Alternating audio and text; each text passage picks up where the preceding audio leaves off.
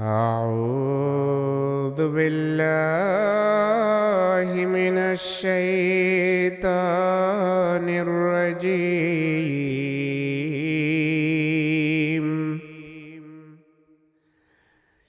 بسم الله الرحمن الرحيم.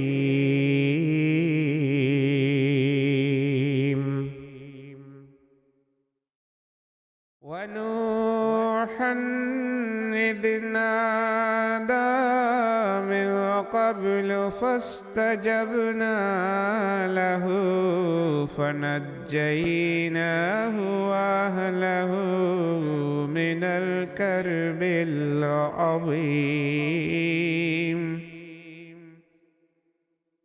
আর স্মরণ করো নূহকেও, সে যখন অর্থাৎ ইব্রাহিমের ঘটনার পূর্বে আমাদের ডেকেছিল, তখন আমরা তার ডাকে সাড়া দিয়েছিলাম এবং তাকে ও তার পরিবারকে এক চরম অস্থিরতা থেকে উদ্ধার করেছিলাম। ونصرناه من القوم الذين كذبوا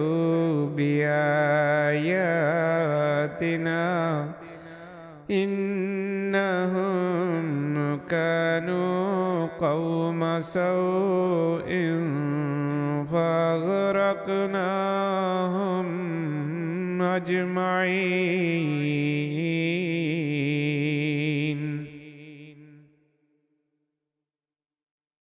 আর আমরা তাকে সেই সব লোকের বিরুদ্ধে সাহায্য করেছিলাম যারা আমাদের নিদর্শনাবলী প্রত্যাখ্যান করেছিল। নিশ্চয় তারা ছিল অতি মন্দ লোক, অতএব আমরা তাদের সবাইকে ডুবিয়ে দিলাম।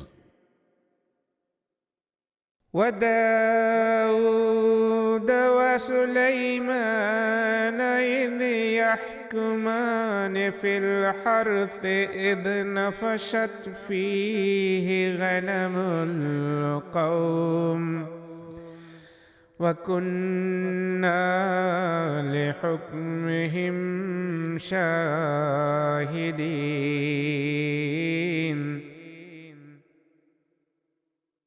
আর স্মরণ করো দাউদ এবং সুলাইমানকেও, যখন তারা দুজন এমন এক শস্যক্ষেত সম্পর্কিত বিবাদের মীমাংসা করছিল যে শস্যক্ষেতটি লোকদের ছাগল ভেড়া রাতের বেলা খেয়ে ফেলেছিল, আর আমরা তাদের মীমাংসার তত্ত্বাবধান করছিলাম। ففهمناها سليمان وكلا آتينا حكما وعلما وسخرنا مع داود الجبال يسبحن والطير وكنا فاعلين. আমরা সুলাইমানকে বিষয়টি বুঝিয়ে দিয়েছিলাম, আর আমরা তাদের প্রত্যেককে সূক্ষ্ম বিচার ক্ষমতা ও জ্ঞান দান করেছিলাম। আমরা পাহাড় পর্বত ও পাখিদেরকে দাউদের সাথে সেবায় নিয়োজিত করেছিলাম। তারা সবাই আল্লাহর পবিত্রতা ও মহিমা ঘোষণা করত, আর আমরা সব কিছু করতে সক্ষম। وعلمناه صنعة لبوس لكم لتحصنكم من بأسكم فهل أنتم شاكرون. আর আমরা তাকে তোমাদের জন্য বর্ম বানানোর কৌশল শিখিয়েছিলাম, যেন তা তোমাদের যুদ্ধক্ষেত্রে তোমাদেরকে আঘাত থেকে রক্ষা করে। অতএব তোমরা কি কৃতজ্ঞ হবে? ولسليمان الريح عاصفة تجري بأمره إلى الأرض التي باركنا فيها وكنا بكل شيء عالمين. আর আমরা প্রবল বায়ুকে সুলাইমানের নিয়ন্ত্রণাধীন করেছিলাম, যা তার আদেশে সেই দেশের দিকে বয়ে যেত যেখানে আমরা বরকত রেখেছিলাম, আর আমরা প্রত্যেক বিষয় সম্পর্কে ভালো করেই জানি। ومن الشياطين من يغوصون له ويعملون عملا دون ذلك وكنا لهم حافظين। আর বিদ্রোহপরায়ণদের মাঝে এমন লোকও ছিল যারা তার জন্য ডুবুরির কাজ করত এবং এছাড়া অন্যান্য কাজও করত। আমরাই তাদের তত্ত্বাবধায়ক ছিলাম। وأيوب إذ نادى ربه أني مسني الضر وأنت أرحم الراحمين।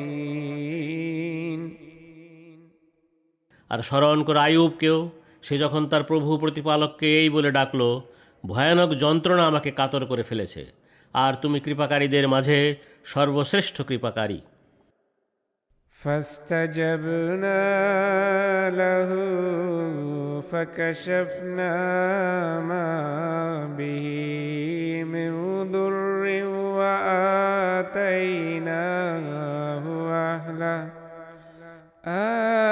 آتيناه أهله ومثلهم معهم رحمة من عندنا وذكرى للعابدين।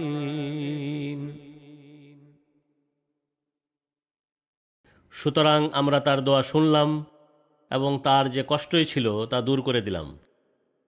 আর আমাদের পক্ষ থেকে আমরা তাকে তার পরিবার পরিজন দান করলাম এবং কৃপারূপে তাদের সাথে তাদের অনুরূপ আরও দান করলাম। আর এ ঘটনায় ইবাদতকারীদের জন্য উপদেশ রয়েছে। وإسماعيل وإدريس وذا الكفل كل من الصابرين।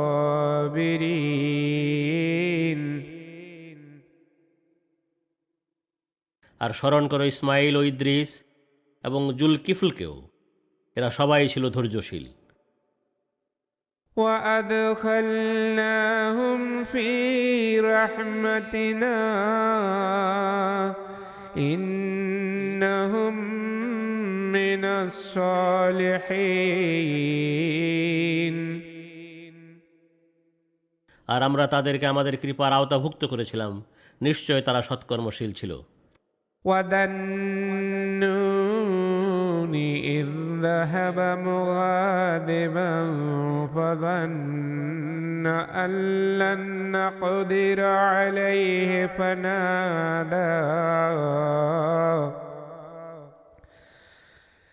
فنادى في الظلمات أن لا إله إلا أنت سبحانك إني كنت من الظالمين।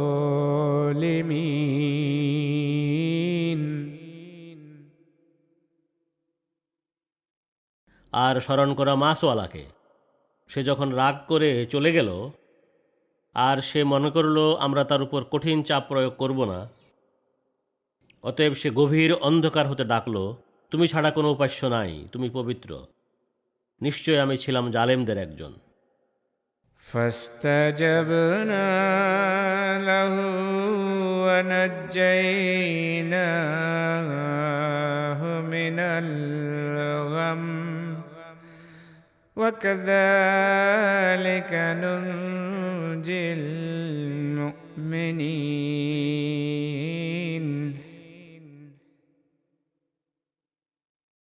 সুতরাং আমরা তার দোয়া শুনলাম এবং তাকে দুশ্চিন্তা থেকে মুক্ত করলাম, আর এভাবেই আমরা মুমিনদের উদ্ধার করে থাকি।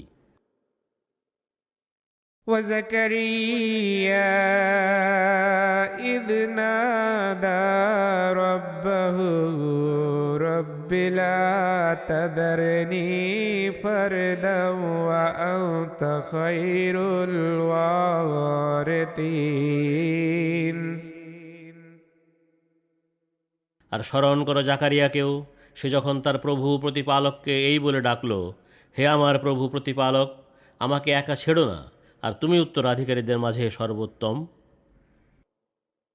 فاستجبنا له ووهبنا له يحيى وأصلحنا له زوجه إنهم كانوا يسارعون في الخيرات ويدعوننا رغبا ورهبا وكانوا لنا خاشعين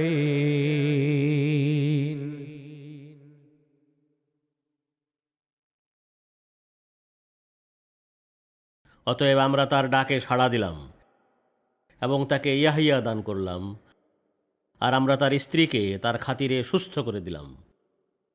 নিশ্চয় তারা সৎকর্মে পরস্পর প্রতিযোগিতা করত, আশা ও ভয়ের সাথে আমাদের ডাকত এবং আমাদের সামনে বিনয়ের সাথে অবনত হতো।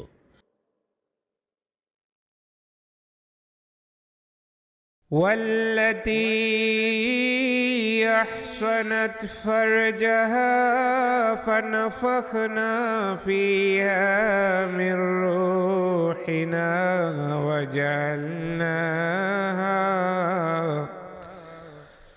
وجعلناها وابنها آية للعالمين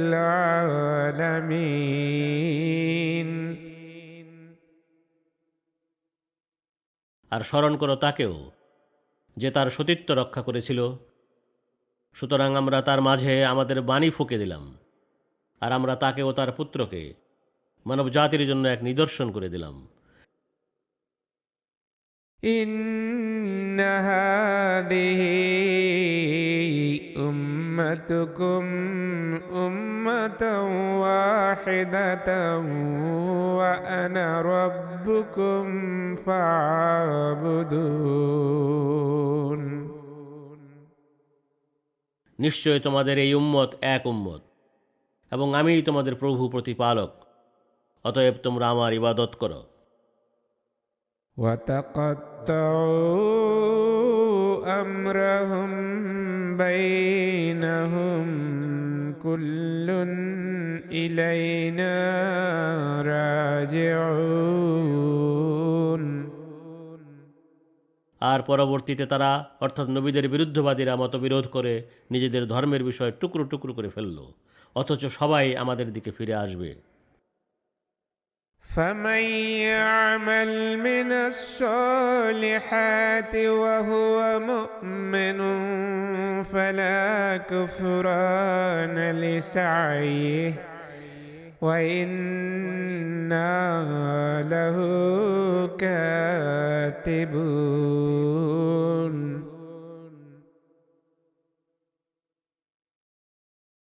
অতএব যে সৎ কাজ করে এবং মুমিনও বটে, তার প্রচেষ্টার অবমূল্যায়ন করা হবে না, আর নিশ্চয়ই আমরা তা লিখে রাখব। وحرام على قرية أهلكناها أنهم لا يرجعون আর আমরা যে জনপদকে একবার ধ্বংস করে দিয়েছি, এর জন্য এটা নিশ্চিত যে তারা আর ফিরে আসবে না। حتى إذا فتحت يأجوج ومأجوج وهم من كل حدب ينسلون অবশেষে ইয়াজুজ ও মাজুজকে যখন ছেড়ে দেওয়া হবে এবং তারা প্রত্যেক উঁচু জায়গা থেকে সাগরের ঢেউয়ের উপর দিয়ে ছুটে আসবে। واقترب الوعد الحق فإذا هي شاخصة أبصار الذين كفروا يا ويلنا قد كنا في غفلة من هذا بل كنا ظالمين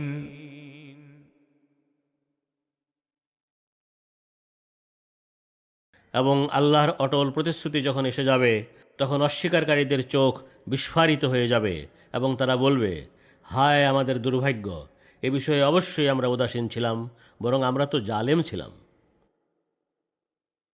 إنكم وما تعبدون من دون الله حسب جهنم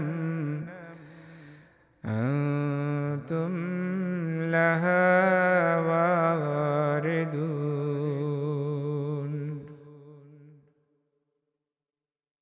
নিশ্চয় তোমরা এবং আল্লাহ ছাড়া তোমরা যাদের উপাসনা করতে সবাই জাহান্নামের জ্বালানি হবে, তোমরা এতে প্রবেশ করবে।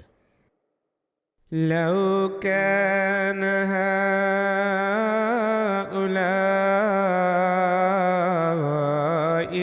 آلهة ما وردوها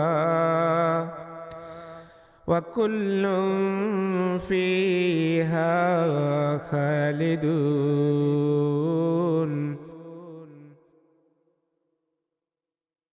এরা যদি প্রকৃত উপাস্য হতো তবে এরা কখনো এতে প্রবেশ করত না, আর এদের সবাই এতে দীর্ঘকাল পড়ে থাকবে।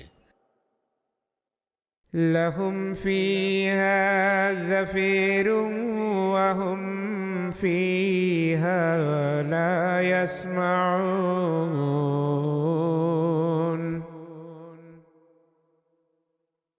সেখানে এদের জন্য রয়েছে চিৎকার ও আর্তনাদ, আর সেখানে এরা কিছুই শুনতে পাবে না।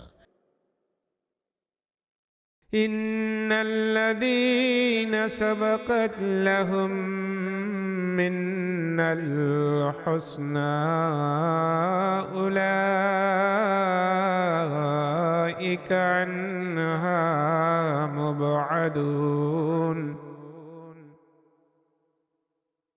নিশ্চয় যাদের জন্য পূর্ব হতে আমাদের পক্ষ থেকে কল্যাণ অবধারিত করা হয়েছে, এ জাহান্নাম থেকে তাদের দূরে রাখা হবে। لا يسمعون حسيسها وهم فيما اشتهت أنفسهم خالدون তারা এর সামান্যতম শব্দও শুনবে না, আর তাদের মন যেভাবে থাকতে চায় সেই অবস্থায় সেখানে তারা চিরকাল থাকবে। لا يحزنهم الفزع الأكبر وتتلقاهم الملائكة هذا يومكم الذي كنتم توعدون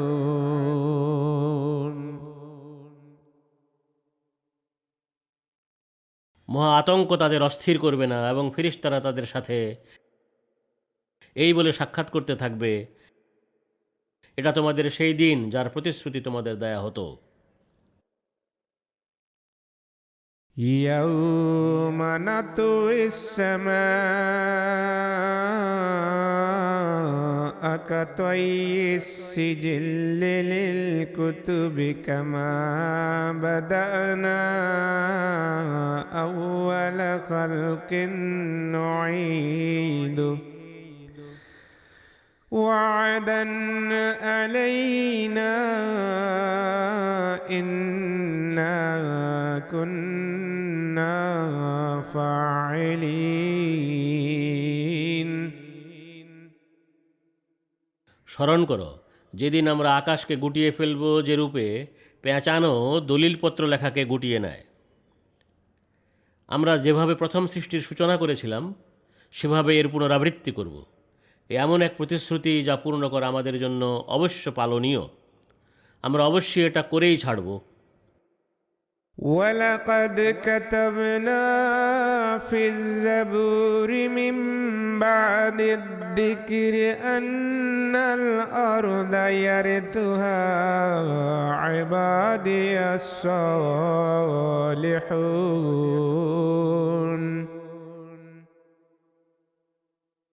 আর নিশ্চয় আমরা দাউদের প্রার্থনা সঙ্গীতে উপদেশবাণীর পরে লিখে দিয়েছি, আমার পুণ্যবান বান্দারা প্রতিশ্রুত দেশের উত্তরাধিকারী হবে। إن في هذا لبلاغا لقوم عابدين নিশ্চয় এতে ইবাদতকারীদের জন্য এক গুরুত্বপূর্ণ বাণী রয়েছে। وما أرسلناك إلا رحمة للعالمين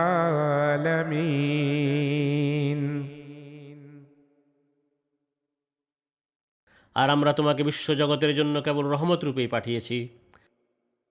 قل إنما يوحى إلي أنما إلهكم إله واحد فهل أنتم مسلمون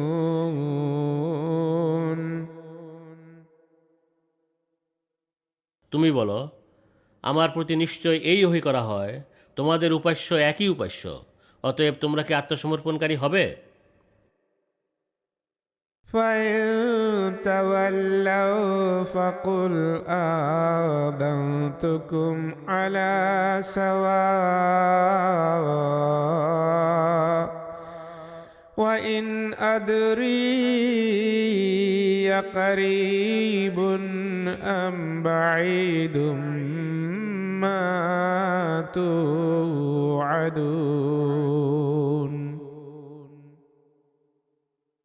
অতএব তারা মুখ ফিরিয়ে রাখলে তুমি বলো, আমি তোমাদের সবাইকে সমভাবে সতর্ক করে দিয়েছি, আর যার প্রতিশ্রুতি তোমাদের দেয়া হয়েছে তা কি নিকটে না দূরে তা আমি জানি না।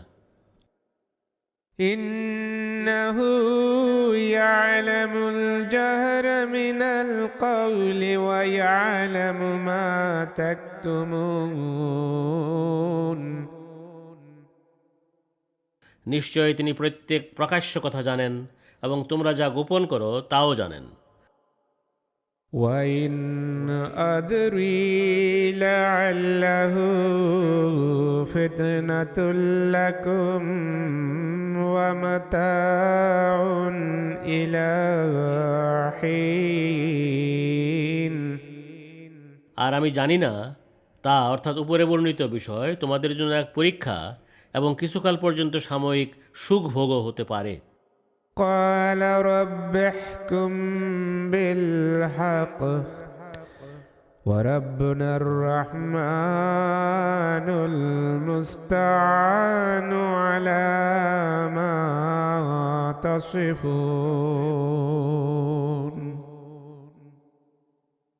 সে অর্থাৎ এ রসূল বলল, হে আমার প্রভু প্রতিপালক, তুমি ন্যায়সঙ্গতভাবে মীমাংসা করো। তোমরা যা বলো এর বিরুদ্ধে যাঁর কাছে সাহায্য প্রার্থনা করা হয় তিনিই হলেন আমাদের প্রভু প্রতিপালক রহমান আল্লাহ। বিসমিল্লাহির রহমানির রহিম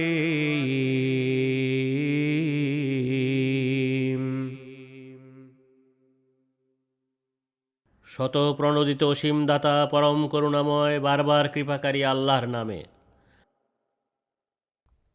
ইয়া আইয়ুহান নাস ইত্তাকু রাব্বাকুম ইন্না জালজালাতাস সাআতি শাইউন আযীম। হে মানব জাতি, তোমরা তোমাদের প্রভু প্রতিপালকের তাকওয়া অবলম্বন করো। নিশ্চয় প্রতিশ্রুত মুহূর্তের ভূমিকম্প এক ভয়ঙ্কর ব্যাপার। يوم ترونها تذهل كل مرضعة عما أرضعت وتضع كل ذات حمل حملها وترى الناس سكارى وما هم بسكارى ولكن عذاب الله شديد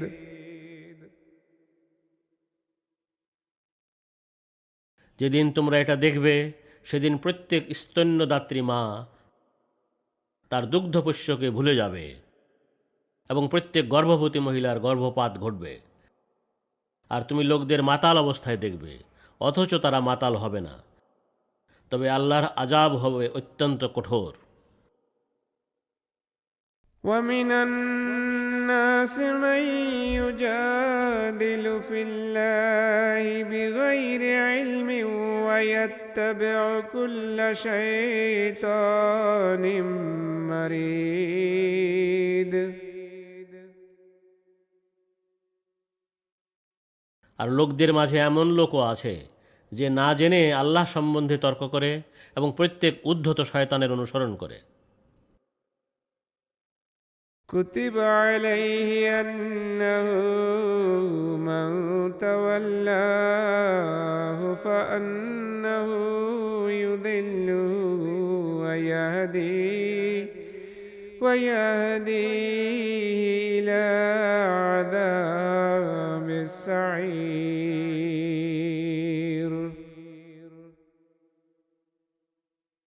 তার জন্য এই বিষয়টি নির্ধারিত করে দেয়া হয়েছে, তার সাথে যেই বন্ধুত্ব করবে সে নিশ্চয় তাকেও বিপথগামী করে দিবে এবং তাকে লেলিহান আগুনের আযাবের দিকে নিয়ে যাবে। يا أيها الناس إن كنتم في ريب من البعث فإنا خلقناكم من تراب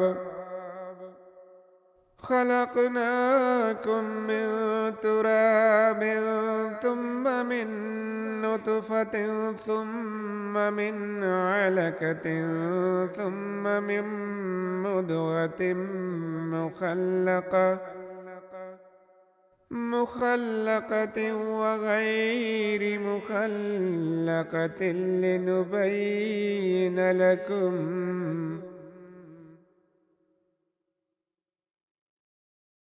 হে মানব জাতি, তোমরা পুনরুত্থান সম্পর্কে সন্দেহে পড়ে থাকলে জেনে রাখো, নিশ্চয় আমরা মাটি থেকে তোমাদের সৃষ্টি করেছিলাম, এরপর বীর্য থেকে, এরপর জমাট রক্ত থেকে, এরপর মাংসপিণ্ড থেকে, যা বিশেষ সৃজন প্রক্রিয়ায় বা সাধারণ সৃজন প্রক্রিয়ায় বানানো হয়েছে, যেন আমরা তোমাদের কাছে সৃষ্টি রহস্য উদ্ঘাটন করে দেই।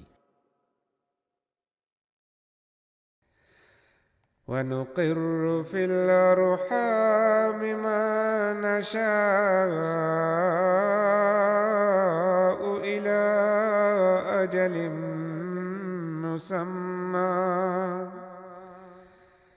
ثم نخرجكم طفلا ثم لتبلغوا أشدكم ومنكم من يتوفى ومنكم من يرد إلى أرذل العمر لكي لا يعلم من بعد علم شيئا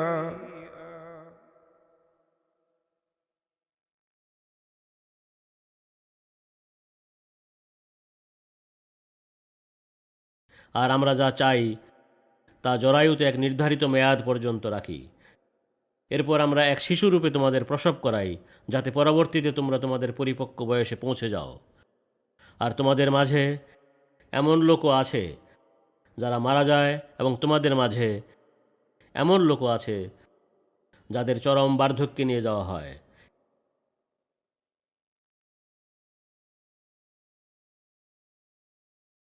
وترى الأرض هامدة فإذا أنزلنا عليها الماء اهتزت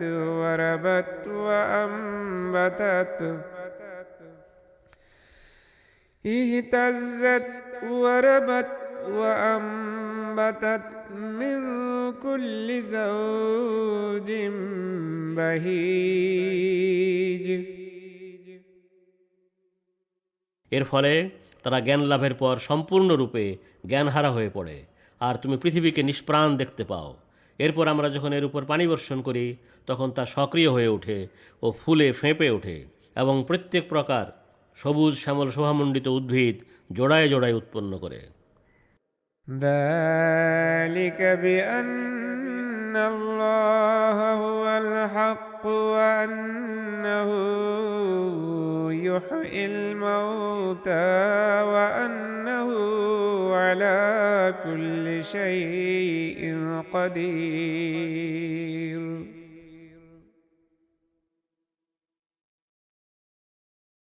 এর কারণ হলো, নিশ্চয় আল্লাহই চিরসত্য এবং তিনি মৃতকে জীবিত করেন, আর নিশ্চয়ই তিনি প্রত্যেক বিষয়ে সর্বশক্তিমান। وأن الساعة آتية لا ريب فيها وأن الله يبعث من في القبور। আর প্রতিশ্রুত মুহূর্ত অবশ্যই আসবে, এতে কোনো সন্দেহ নাই। আর যারা কবরে আছে আল্লাহ নিশ্চয় তাদের পুনরুত্থিত করবেন। ومن الناس من يجادل في الله بغير علم ولا هدى ولا كتاب منير।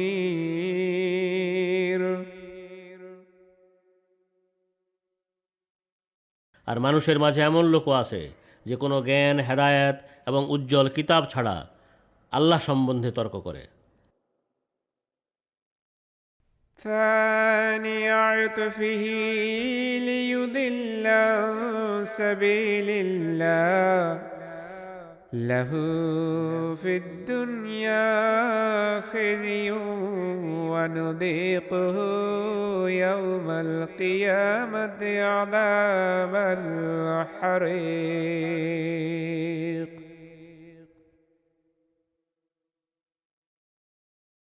অহংকার ভরে পাশ ফিরিয়ে রাখে যাতে সে আল্লাহর পথ থেকে লোকদের বিপথগামী করতে পারে। তার জন্য দুনিয়াতে রয়েছে লাঞ্ছনা, এবং কিয়ামত দিবসও আমরা তাকে আগুনের আযাবের স্বাদ ভোগ করাবো।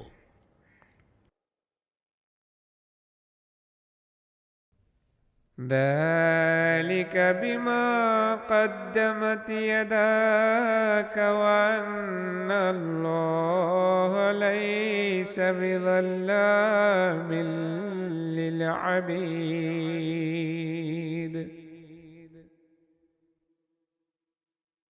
এমনটি তোমাদের কৃতকর্মের কারণে হবে, আর আল্লাহ তার বান্দাদের উপর আদৌ কোনো অবিচার করেন না।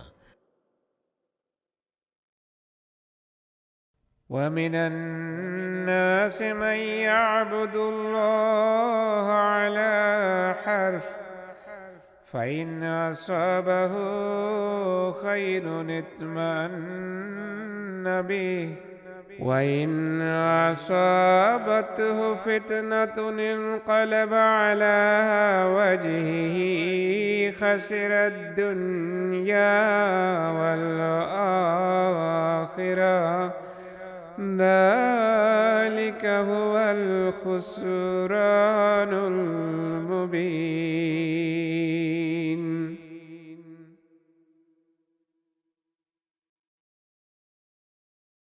আর লোকদের মাঝে এমন লোকও আছে যে ইমানের প্রান্ত সীমায় দাঁড়িয়ে আল্লাহর ইবাদত করে, অতএব তার কোনো কল্যাণ সাধিত হলে তাতে সে সন্তুষ্ট হয়ে যায়, আর তার কোনো পরীক্ষা এলে সে আল্লাহ থেকে মুখ ফিরিয়ে নেয়।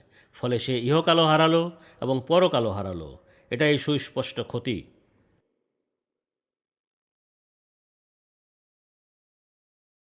يدعو من دون الله ما لا يضره وما لا ينفعه ذلك هو الضلال البعيد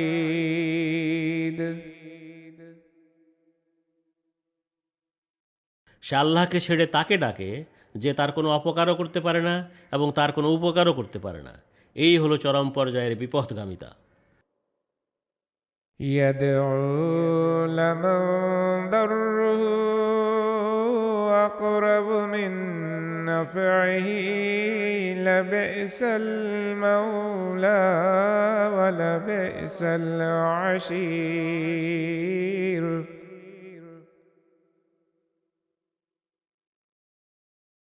সে তাকে ডাকে যার উপকার করার তুলনায় অপকার করার সম্ভাবনা বেশি। কত মন্দ পৃষ্ঠপোষক ও কত মন্দ সাথী।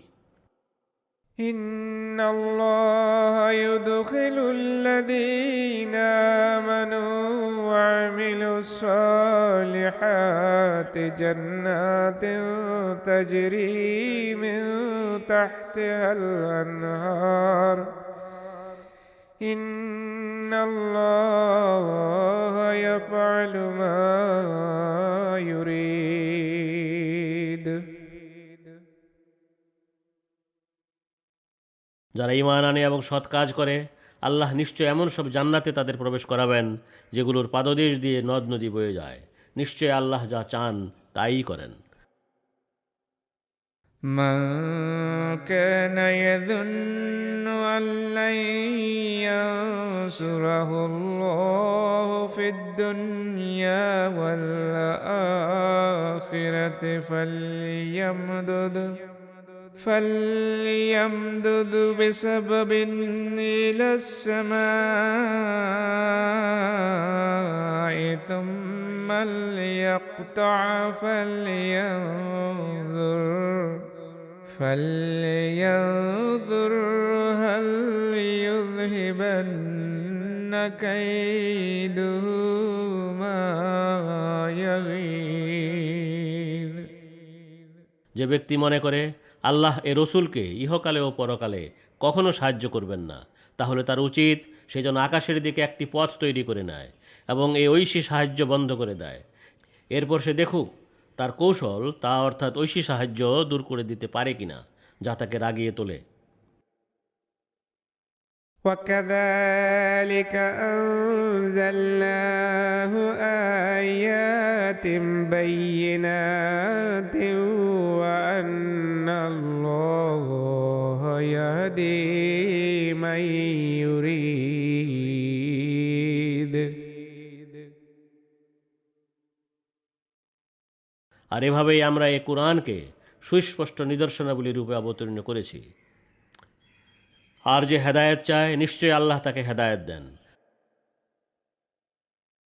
إن الذين آمنوا والذين هادوا والصابئين والنصارى والمجوس والذين أشركوا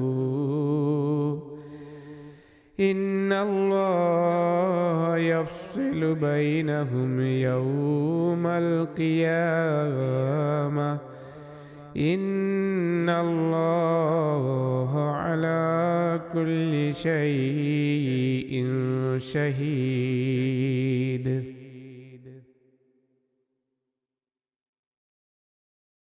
নিশ্চয় যারা ঈমান এনেছে, যারা ইহুদি হয়েছে এবং যারা সাবি খ্রিস্টান ও মাজুসি অর্থাৎ অগ্নি উপাসক এবং যারা শিরক করেছে, আল্লাহ নিশ্চয় কিয়ামত দিবসে তাদের মাঝে মীমাংসা করবেন। নিশ্চয় আল্লাহ প্রত্যেক বিষয়ে সাক্ষী। ألم تر أن الله يسجد له من في السماوات ومن في الأرض والشمس والقمر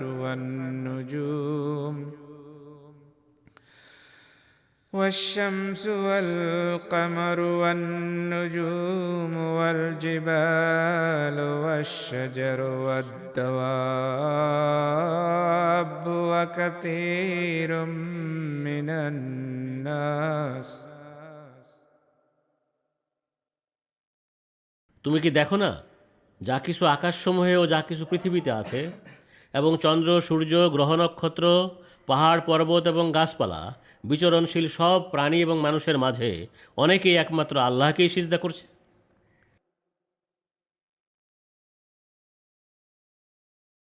وكثير حق عليه العذاب ومن يهن الله فما له من مكرم إن الله يفعل ما يشاء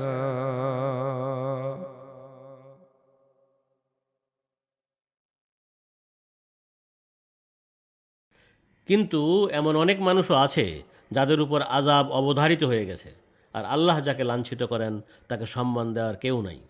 নিশ্চয় আল্লাহ যা চান তাই করেন। هذان خصمان اختصموا في ربهم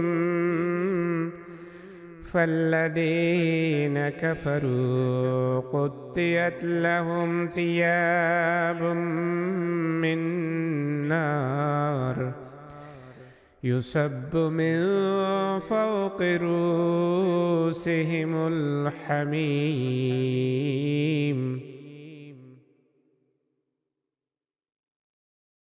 এ হলো দুই বিবাদমান দল যারা নিজেদের প্রভু প্রতিপালক সম্বন্ধে বিবাদ করেছে। অতএব যারা অস্বীকার করেছে তাদের জন্য আগুনের পোশাক তৈরি করা হবে এবং তাদের মাথার উপর প্রচণ্ড গরম পানি ঢালা হবে। يسهر به ما في بطونهم والجلود তা দিয়ে তাদের পেটে যা আছে তা গলানো হবে এবং তাদের চামড়াও গলানো হবে। ولهم مقامع من حديد আর তাদের আরও শাস্তির জন্য থাকবে লোহার হাতুড়ি। كلما أرادوا أن يخرجوا منها من غم أعيدوا فيها وذوقوا عذاب الحريق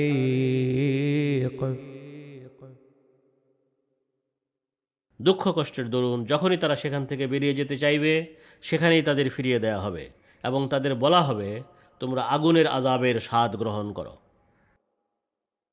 إن الله يدخل الذين آمنوا وعملوا الصالحات جنات تجري من تحتها الأنهار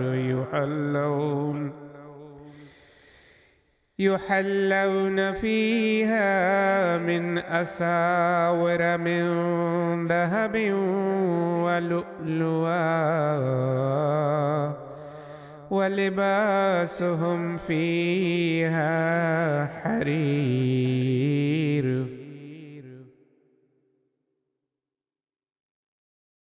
যারা ঈমান আনে এবং সৎ কাজ করে, নিশ্চয় আল্লাহ এমন সব জান্নাতে তাদের প্রবেশ করাবেন যেগুলোর পাদদেশ দিয়ে নদ নদী বয়ে যাবে। সেখানে তাদের সোনার কাঁকন ও মণিমুক্তা পরানো হবে এবং সেখানে তাদের পোশাক হবে রেশমের। وهدوا إلى الطيب من القول وهدوا إلى صراط الحميد আর পবিত্র কথার দিকেই তাদের পরিচালিত করা হবে এবং পরম প্রশংসার অধিকারী আল্লাহর পথের দিকে তাদের পরিচালিত করা হবে। إن الذين كفروا ويصدون عن سبيل الله والمسجد الحرام الذي جعلناه للناس والمسجد الحرام الذي جعلناه للناس سواء عن العاكف فيه والباد ومن يرد فيه بإلحاد بظلم نذقه من عذاب أليم